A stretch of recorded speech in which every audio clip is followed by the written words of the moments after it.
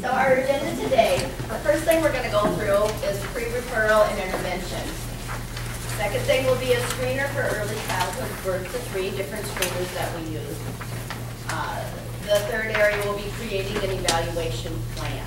So we'll discuss that. And during this time, if you have any questions, please feel free to stop us and ask the questions. And if we can't answer them, we'll find someone that can for you. Fourth, components within the evaluation. We're going to discuss some of those because sometimes we have a lot of questions about due process and how the needs, how you write it up. So we want to try to cover that and be clear about that. The summary core areas we'll go through. Criteria. And I know a lot of this might be review for you, but I think that I always like review, and for some of you it won't be review, I know, but I usually always pick up something going through this stuff for myself only. And then we go through lunch, and then we have a 45-minute lunch planned at this time, but we'll take a look at time and we'll talk a little bit more about that if we need more time or less time. Then the FBA, we'll talk about FBAs and positive intervention and positive support plans. That's always a lot of times is a gray area for people. How do you write an FBA? What should a positive behavior support plan look like? How can you make it specific to the student? So we'll be going through those things with you as well. And then we'll wrap up. So that's our agenda. Any questions on the agenda? If there's things that you want covered, or that you have questions about, we do have little yellow pads on your tables. And if you have questions, we'd like for you to write those down. And hopefully at the end we'll have a little bit of time to maybe go through some of those, or we'll screen those and we'll get back to you personally at a later time. And there's also some markers, so if there's things you need to highlight while we're going, we just threw a couple of those on the table too. So please use those yellow sticky notepads if you have questions. And if it's something you need to ask right now, that's great too.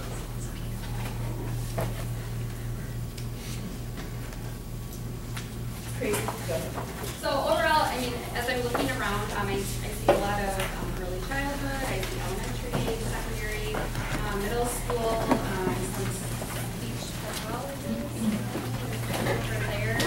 So we have a wide diversity range of participants here. So we're trying to cover a lot of information in a short amount of time and trying to cover what you might need specifically. So some will pertain to you and some won't.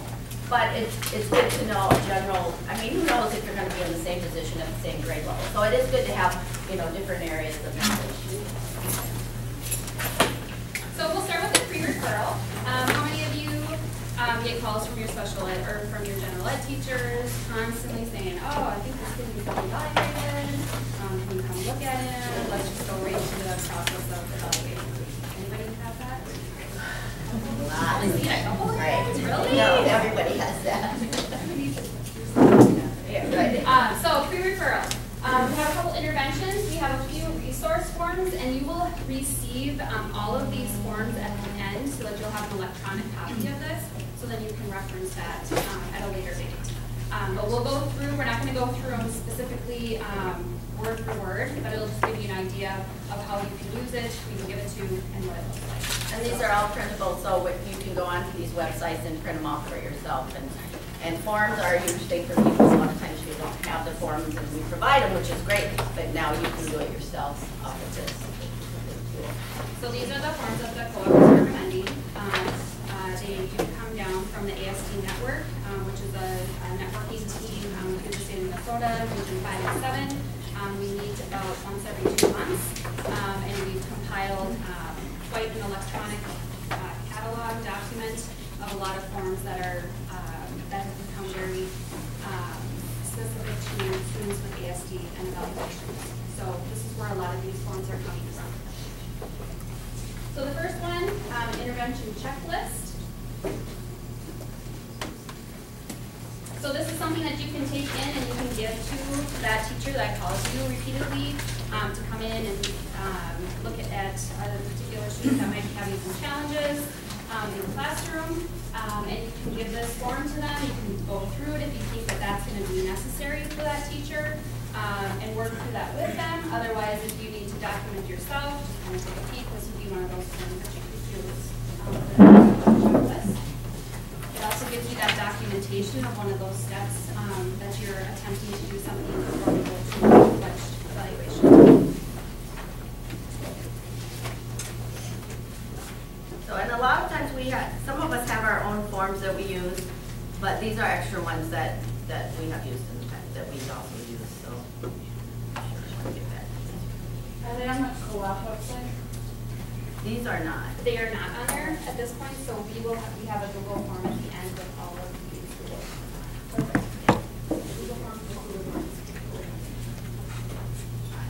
This is resources on the internet. So this will just take you to some resources on the internet, some school-based interventions. Again, it's another website that you could possibly give to one of those teachers. I know that the reality of it is they probably don't have the time to do that, but again, it's another step in intervention before we move to the referral process. Even prior to that, getting to SST. So how many of us have them on SST? This kid, he needs or she needs to be evaluated. These are problems we want to start before that process. So we take a look at anything. We can just Skip over that. So remember this pre-referral intervention, you know, first of all, the teacher's calling you and she's saying, oh, you know, so-and-so, we want you to assess the student. We know that they are autistic, okay? But remember that pre-referral means that is really, you're not solely responsible for those pre-referral interventions, all right?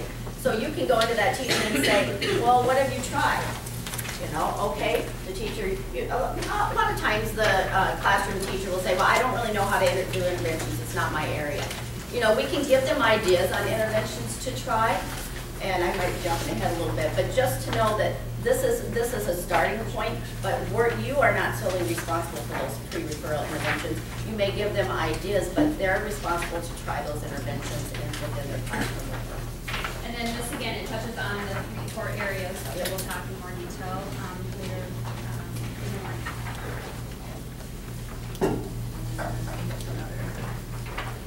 One in I like.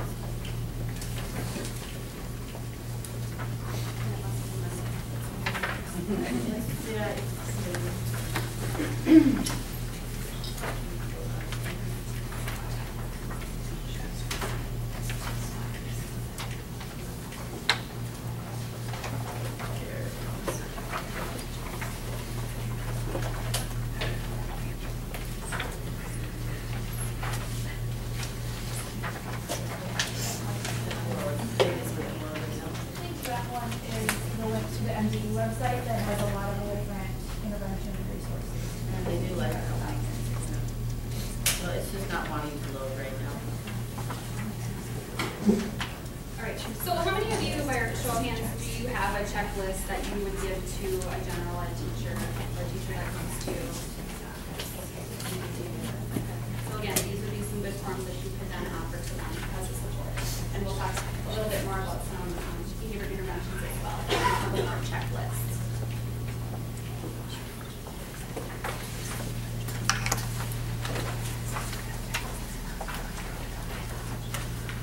All right, that first one up here, click on that one as well.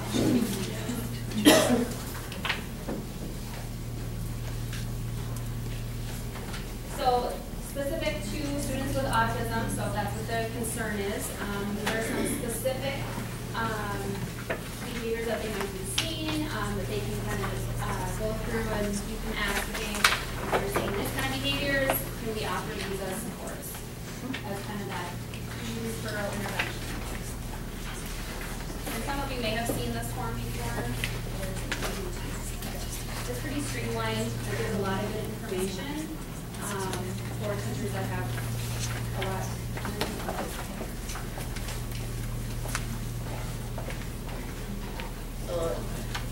So the first one's difficulty with sitting and sustained attention. Some of the things you might try is, you know, the movement breaks, which I'm probably pretty sure a lot of you do that, movement breaks, or you might, you know, have something already planned, which they're going to go to the office and pick up a load of paper and bring them back. Some of those things help with the attention. Providing, of course, hands-on activities is huge. You know, to have a student with autism sit at their desk and just do paperwork you're going to see behaviors. So you want to put some of those interventions in place as well. Some sensory fidgets, a lot of us use those, gum, putty. I use the sour apple Jolly Ranchers. You know, those a lot of times will help them to keep their attention. They're sour, they're doing something with their mouth, they're sucking on it. Those are some things that are easy to put in place and do work. Refusal to perform motor tasks, difficulty expressing ideas in writing. A lot of times I'll bring the OT in for that. So she'll give us ideas like the fat pencils, even being able to sit on a ball or stand up and do writing, or maybe putting some other technology in place. So I'll get the OT involved. You do want to get your OT involved. And difficult with repetitive behaviors. This stuff we always talk about using the first then schedules, using visuals, lots of visuals. Right? And of course using timers. I mean that really helps them to visualize how long they have to sustain and be on task. So timers are great. And you know by collecting data, you know how long they can be on task. So you're going to set that timer just before. So maybe your data shows that they can be on task for 5 minutes. I'm going to set that timer for 4 minutes, so I know I have them in a good spot to break them. And then eventually, of course, we fade that and it becomes longer and longer for the student. And there are a lot of interventions on here. I won't go through all of them, but you know, just when they're with peers, having trouble with peers, you can do lunch with your peer. You can, and a lot of this is things when we intervene. You know, we can bring them into groups and we teach them how this works. Because our students don't always know how things work unless you teach them. You have to be very, blunt and very precise with, first you sit in your chair and then you pick up your pencil or whatever it might be. So they have to be told because they don't know. And that's something too that I like to explain to our teachers is, sometimes the teacher's like, oh, he's just being naughty. I'm like, yeah, no, not really. He just really doesn't understand. He doesn't get it, or she. So, yes. So if we're talking about referral data collection, that's something our mainstream teachers don't understand. Yeah, that's correct. That's something you have to teach them is they have to observe what's happening, identify the behavior that they want to intervene on, and a lot of them can't even identify exactly what it is that the problem is. And so that's where sometimes, we go in, and we're allowed like 20% of our time to go into regular ed. That's how it used to be. I think it's still that way. I'll go in and I'll give a teacher a simple data collection, tally. Every time you see it, you don't have to stare at that student, but every time you see it, and I might have 3 target behaviors. So I might go in and take a look and go, oh, I see, the student can't sit down and the student blurts out, or, So I'm going to put those down and I'm going to say tally every time that happens. Or, another way, easy way for a teacher, because it's true. She has how many kids in her classroom? 30-something, 40-something, I don't know. And this was something that I got from a coworker a while ago, but quite a long time ago. But the teacher collected data by putting a pocket full of pennies in one pocket, and every time she saw that target behavior, she moved it to the right pocket. So easy, she can continue to teach. At the end of the day, she's like, yeah, that's happening 25 times a day. So let's put that intervention in place and see if we can not have as many pennies going forward. So just easy, when I'm going in with a teacher that doesn't understand data collection, I'm going to say, but I need something so I can see if this intervention that you put in place is going to be work. Because we do not want to evaluate if we don't have to. I mean, if we can put something in place that works, why do we want to call a child, why do we want to say, okay, that child needs special ed services? We don't. So it might be something very simple. Let the student stand and do it. I don't know. But that's what I would go in and talk to teachers about and make it simple for them. As simple as, simple. How would you put an intervention in place and it's working, then it does have to be amended into the IEP, am I correct? Well, we're talking pre-referral, so they're not assessed yet, right? Okay. So these are pre-referral interventions, and a lot of them look just the same as what we do when we put an IEP in place. Yeah, but you're right. We would have to put that in.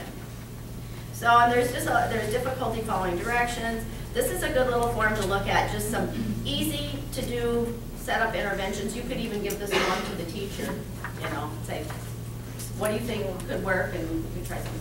And an example, what I would use, I would print it out, I would highlight a few things. Okay, I'm hearing you say that, you know, Joey is really having difficulty during math time. You know, how can we set a timer for him, highlight use timer, so that, you know, the teacher knows that Joey needs a timer every time there's math, or whatever the case might be. So I would highlight several things, and then again, you have that documentation saying we tried these procedures, or we tried these interventions, so if we need to move forward from there. And I know what you're saying about the data collection, I get that. If they are calling you, there's obviously something that they're seeing that they can identify. They might not be able to put the technical name to whatever it is, but okay, well, what does that look like? And have them describe it. And those are the words, that's the language we use. Tell me what naughty looks like.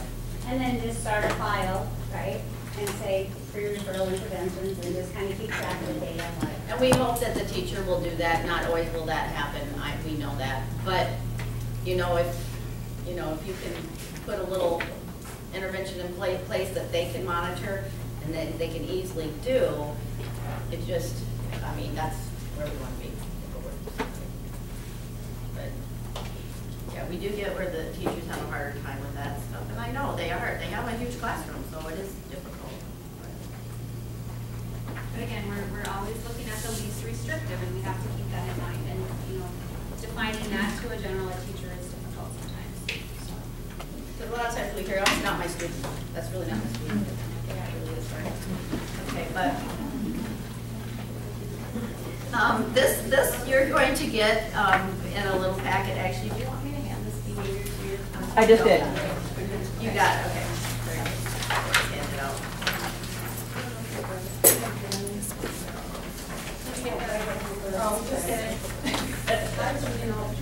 Take one and pass.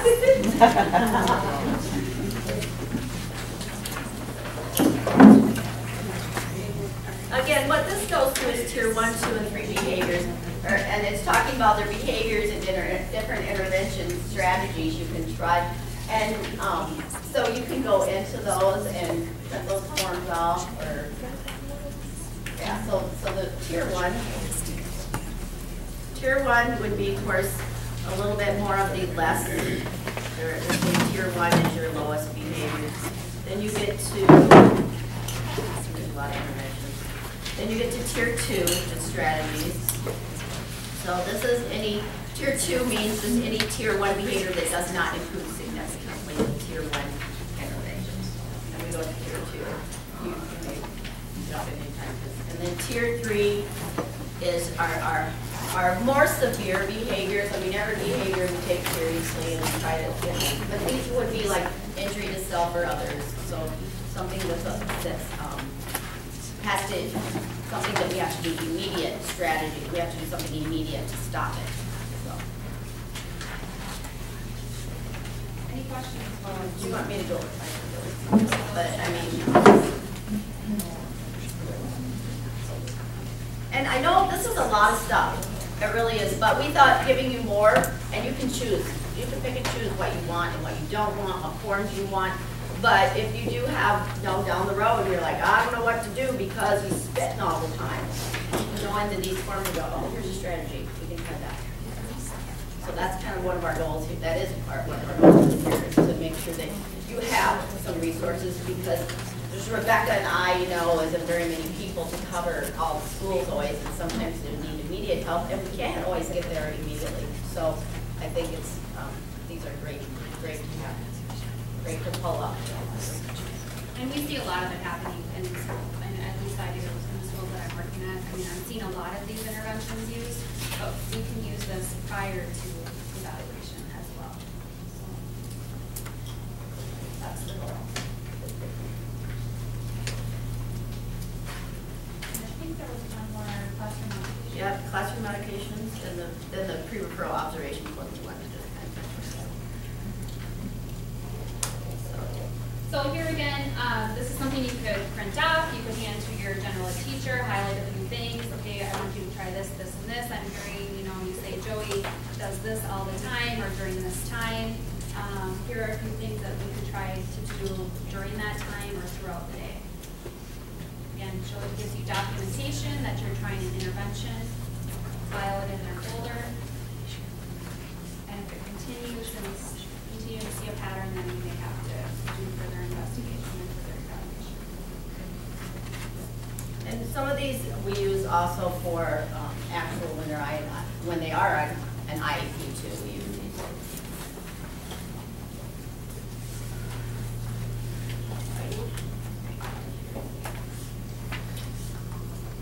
Referral observation. So this is a form that I use a lot, whether it be an initial student or whether it be just doing an observation in general. Oftentimes teachers will ask me, well, what am I looking for? So this is a really nice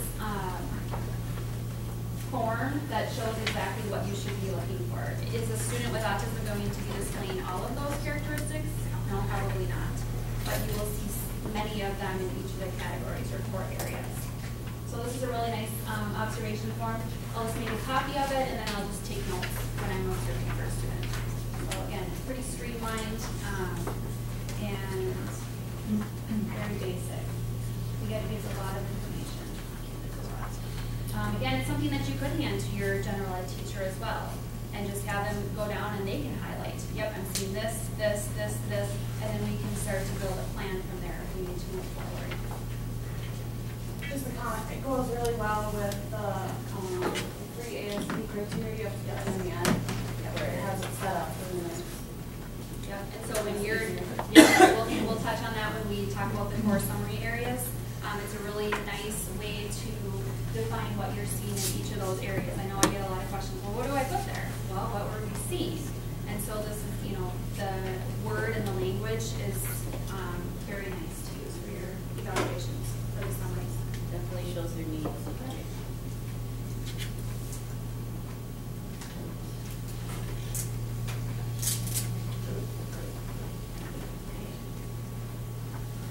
All right, any questions on the pre-referral? I know trying to make your case is going to be the most difficult. We're talking with our other teachers and colleagues. And you can write them down. Remember, you have your little sticky note. You want to write them down. So next, we're going to screeners for early childhood. So, and that's birth to 3. This is birth to 3. And some of our screeners we use are play-based screener. Another one is the modified checklist for autism and toddlers. I'm going to say that your psychologists are really ones that are going to probably tell you some of the screeners that you can use. But and there's some screening options. We can look at the play-based screener. So a lot of times when I go into homes, I'll grab one of these and use one when I'm doing home visits, but you can do them in the classroom too. So this is a play observation recording form, and it goes through different,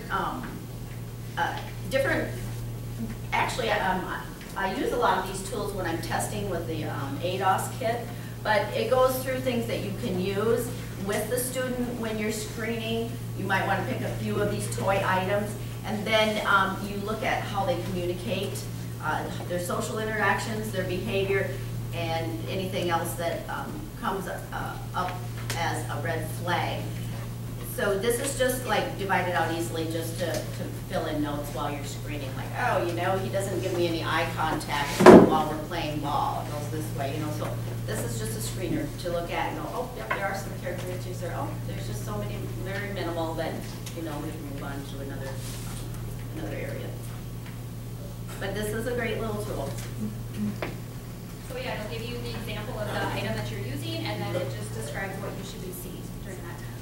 So it's really, again, it's pretty streamlined and pretty basic, but it gives you a lot of information. And a lot of times, you know, if a teacher calls you in, you can grab this too. Actually, you can even give this form to the teacher and have them just, you know, if they're in kindergarten or whatever, you know, they could do a little bit of this once in a while too, and just mark off some things and then give it to you. So it could be used either way. So we use it birth to 3, and we use it sometimes in early childhood. Yeah. And depending on the functioning level, I might use it, right, kindergarten.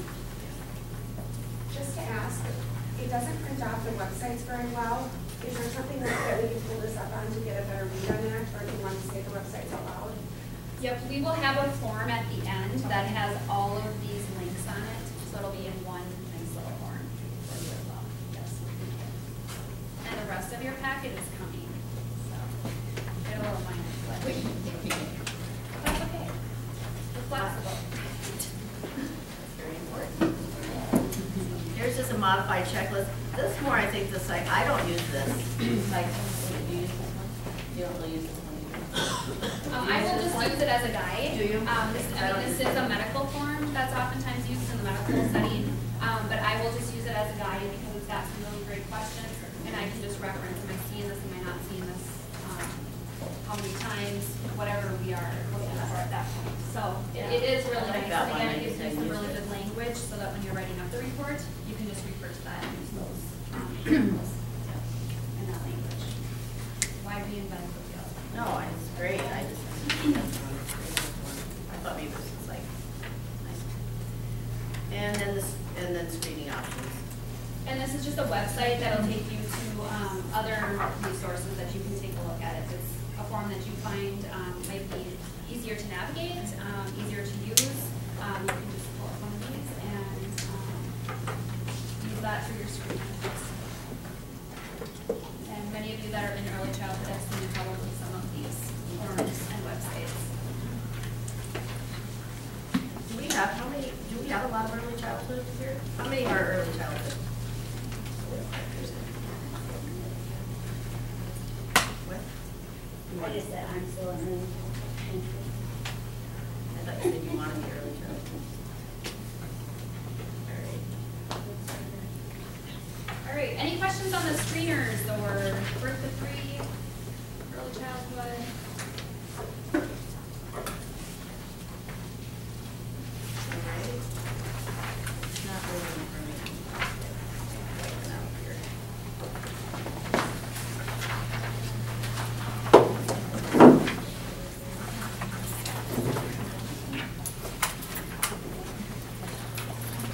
So with that, we're going to put our slides in. Fast forward. What? Fast forward. Yeah. All right, so Roz is handing out another form, Yeah, I can do that for you. I can. I'm not very good, but I can. and this has your autism evaluation requirements on there Yeah. that we are going to start to do now.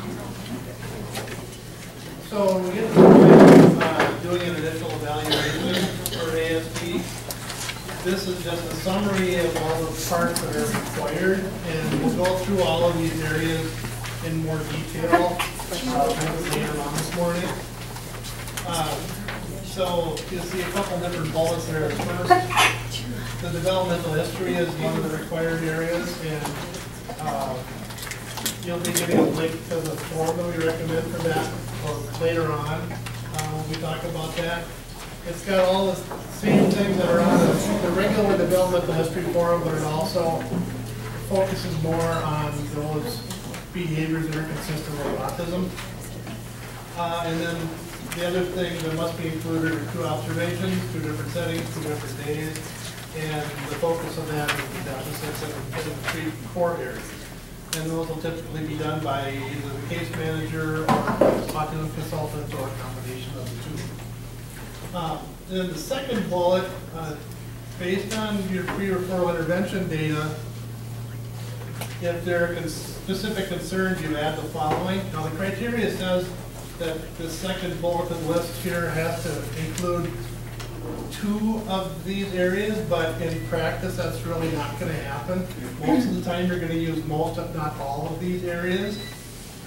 Including the intellectual testing, autism rating scales, developmental rating scale depending on functioning level of the student, and FBA when behaviors are concerned, and all afternoon we'll be addressing FBAs.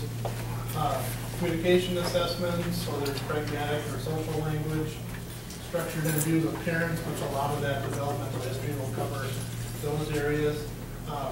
The application of DSM criteria, if there's an outside diagnosis, and we'll talk a little bit more about that in a little bit also. Sensory integration, which is DOT, and then motor if there are motor concerns and they're considering danger.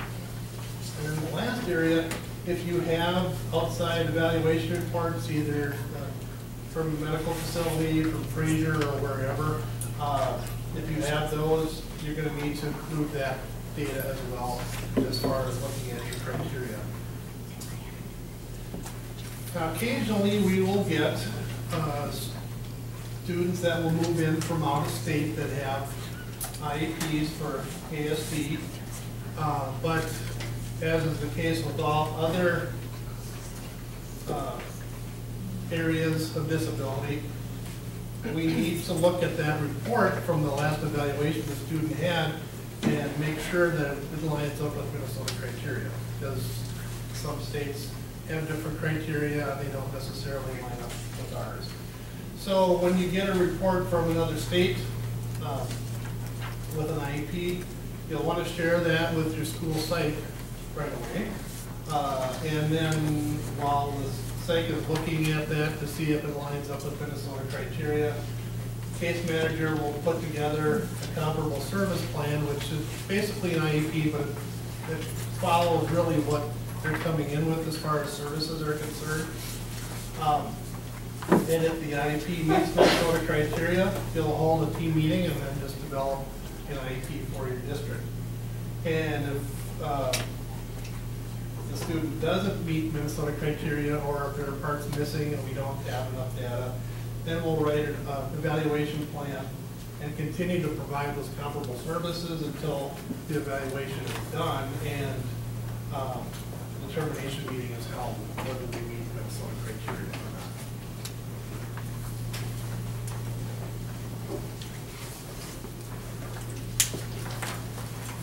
not. And also, sometimes a student might already be receiving ASD services, but they don't necessarily have an ASD evaluation, but then we'll get an outside evaluation report, medical report. And if that happens, you'll want to hold a team meeting. The meeting invitation, of course, will state the purpose of the meeting, which is to review the outside evaluation, determine if any changes need to be made to the IEP, if there are recommendations that you need to implement, or if there are new data that the team hadn't considered in the school evaluation. And then if you need to make changes or you're denying services or anything, you'll need to have make changes to the IEP, have a prior written notice. Your meeting notes or your agenda can become your documentation and then show what you decided at your meeting.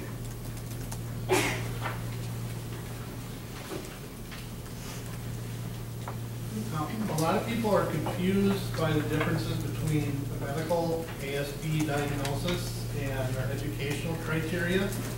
A few things to note: the student can have a medical diagnosis but not necessarily meet educational criteria. And vice versa is also the case.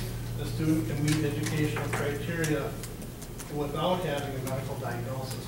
But the ideal scenario is that the student meets educational criteria and also has a supporting medical diagnosis data.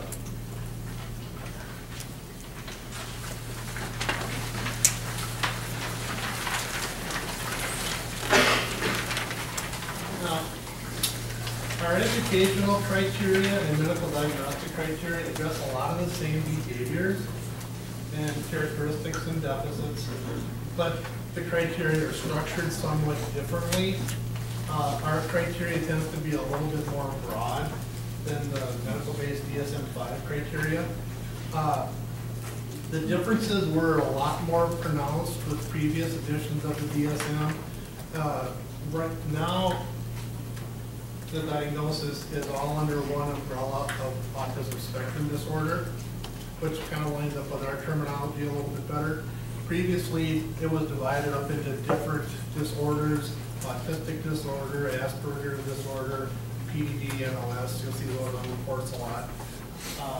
But all of the new evaluations that you see will just have that autism spectrum disorder criteria on there instead. It won't be all these other terminology.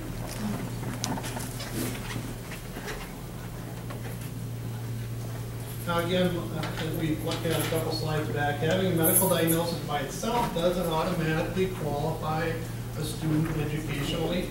So if this regular ed student comes in with a report from a medical facility and it says that they have autism, that doesn't automatically mean that they're going to qualify under the educational criteria. To meet the special education ASD criteria, the student has to exhibit educational need and a need for specialized instruction.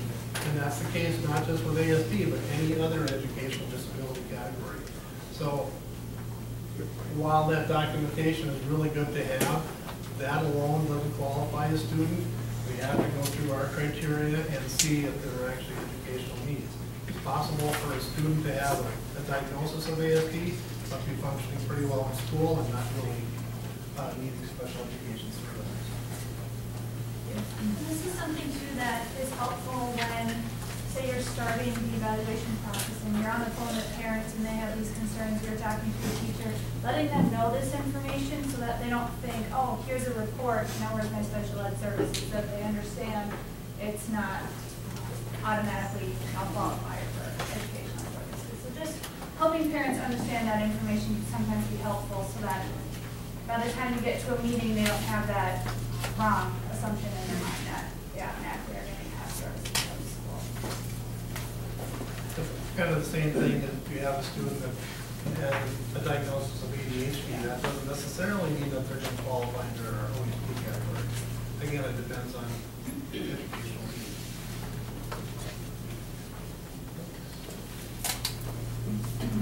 So I'll briefly go through both of the educational criteria and the medical diagnosis.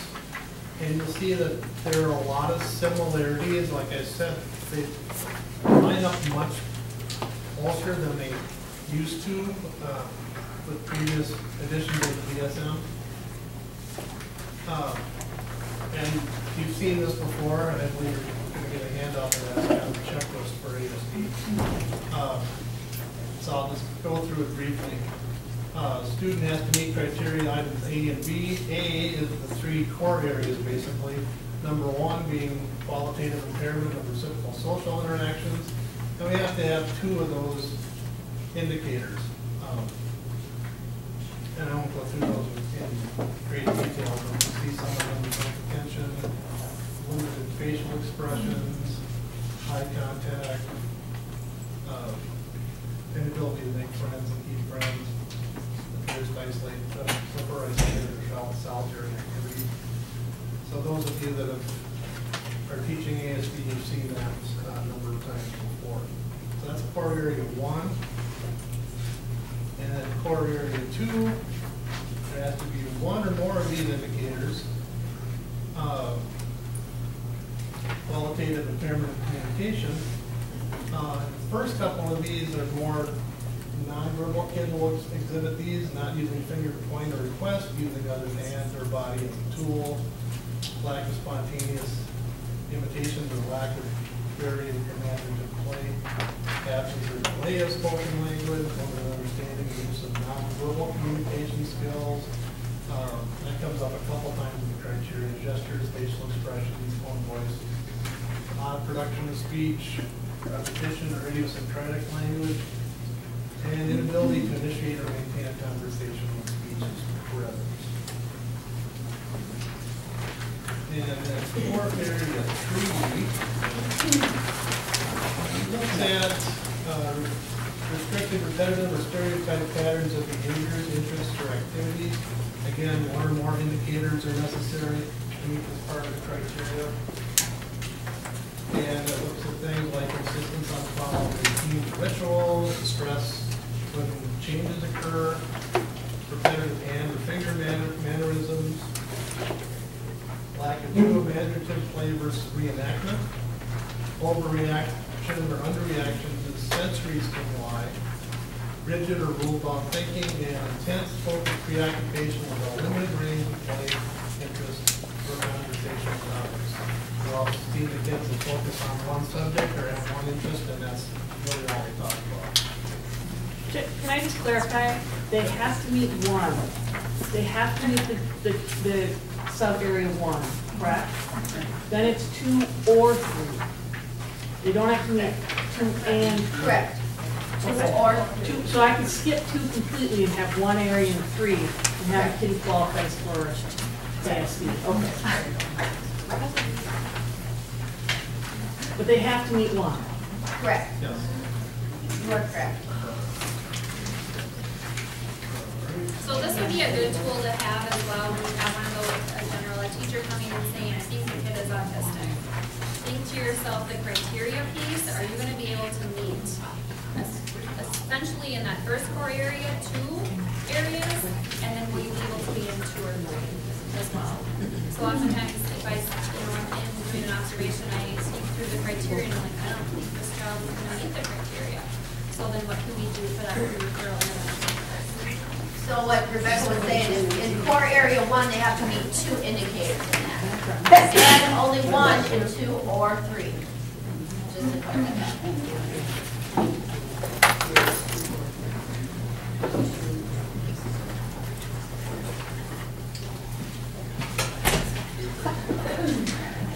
Now again, the behavior indicators in item A, those core areas, must include the use of at least 2 of the areas listed below. And again, you're going to use more than those typically. Interview with parents, that will be part of your developmental history a lot of times. Autism checklists will almost always have those. Communication, developmental rating scales. And FGA, we don't always use that, but we probably should use them more, FGAs more often than we should.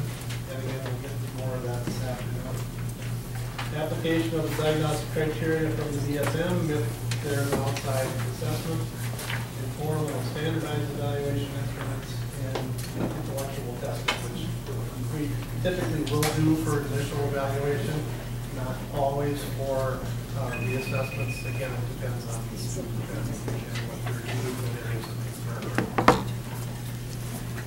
Okay, and then the last part of the educational criteria, verification that ASD adversely affects the pupil performance as documented by all of these things, present levels of performance and educational needs in each of the 3 core areas. The team has considered all other areas of educational concern related to the disability. Again, the observations that are required as part of all evaluations, and a summary of the student's developmental history and behavior patterns. If you've done comprehensive evaluation, all of those items are automatically going to be present.